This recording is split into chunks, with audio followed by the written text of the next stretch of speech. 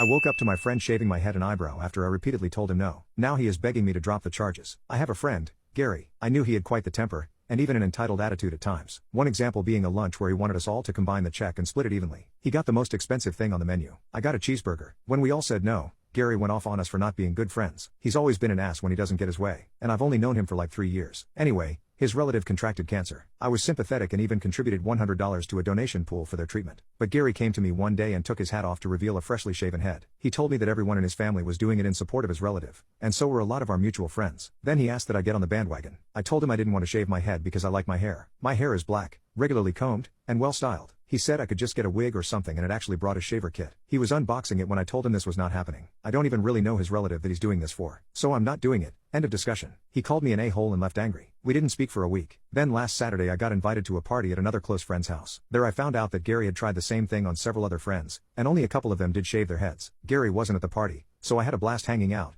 playing video games, and listening to rock music. But I had way too much to drink and couldn't drive home, so they said I could just sleep upstairs. I passed out on a bed and it was a blissful sleep till I was shaken awake by another friend who told me Gary had showed up late and they caught him shaving my head while I was passed out. I saw what I looked like in a mirror and wanted to scream like I was in a horror movie. Gary even shaved off one of my eyebrows. Gary was still there and acting proud of himself, saying now you're gonna have to shave off the rest, just like me. LOL. I was furious and called the cops. When they got there, Gary fully admitted to what he had done to me and even said he was justified. The police didn't seem to think so, as this is classified as a form of assault. They asked me if I wanted to press charges and the first words out of my mouth were, hell yes. Gary cussed me out while they took him away in cuffs. I tried getting my hair restyled into something presentable, but there was no saving it, and now I'm bald too. Now a bunch of Gary's family are telling me to drop the charges because Gary was off his meds and didn't mean to do it. I was like, what the F? Because I never knew he was on meds, but I still refuse to drop the charges. It'll take months to grow my hair back the way it was. I don't want to send Gary to prison, but I would like him to get some therapy and community service. With the way Gary has acted around me in the past, and what he did to me, I actually wonder how long before he got more violent. I've seen and heard of him getting in fights for less. Update post: Gary's family harassed me and tried to make me drop the charges. I not only didn't drop the charges, but I reported the harassment to the police. Only problem is it didn't bloody stop. In fact, it got worse, mainly from Gary's mother, whom I can see where Gary got his charming personality from. She showed up to my apartment a couple of weeks after the shaving incident to scream at me that I knew nothing about what they were going through, and a little hair wasn't a big deal. I told her my hair was a big deal to me, and what Gary did was inexcusable. Well, that earned me a slap on the face, followed by a swift kick to the nuts, followed by a few more kicks to my body after I went down. It was all recorded by a camera that I had. Watching the front door, one of my neighbors saw her, and screamed at her they'd be calling police. Gary's mom ran,